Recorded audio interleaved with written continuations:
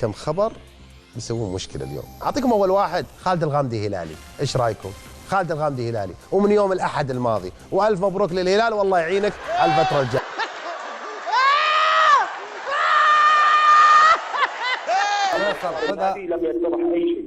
خذها من اخوكم مصادري الخاصه.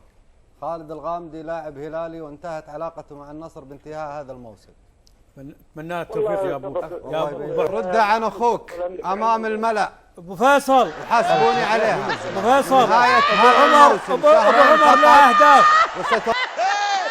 كم موسم وقع خالد الغامدي؟